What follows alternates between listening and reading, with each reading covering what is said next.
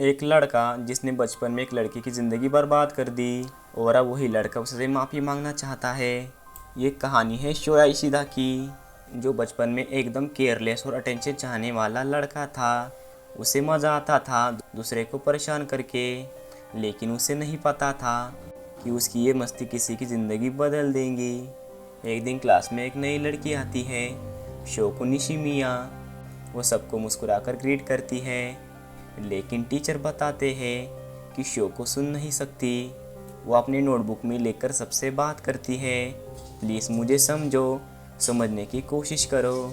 शुरू में सब नॉर्मल लगता है, लेकिन शोया उसे मजाक बनाना शुरू कर देता है। वो उसकी हेयरिंग एड्स निकाल देता है, उसे रिपीट करने पर मजबूर करता है। धीरे धीरे पूरी क्लास भी उसके साथ शामिल हो जाती है। उसकी खामोशी सबको फनी लग रही थी, पर कोई उसका दर्द नहीं समझ रहा था।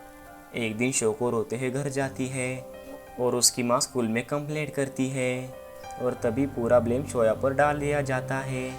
जो सब मिलकर कर रहे थे, अब वही सब पीछे हट जाते हैं। सब शोया से कहते हैं तुम ही रिस्पॉन्सिबल हो सबके लिए।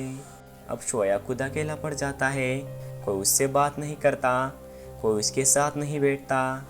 अब उसे समझ आता है कि अकेलापन क्या होता है, और फिर एक दिन शोको स्कूल छोड़ देती है, बिना कुछ बोले, बिना किसी को ब्लेम किए।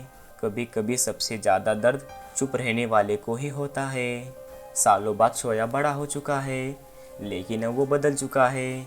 वो लोगों की आंखों में नहीं देख पाता। उसे लगता है वो डिज़र्व ही नहीं करता। उसके मन में सिर्फ एक चीज़ है, रिग्रेट। अब शोया डिसाइड करता है कि वो शोको को ढूंढेगा, लेकिन क्या शोको उसे माफ़ करेंगी, या फिर ये कहानी यहीं पर ख़त्म हो जाएंगी।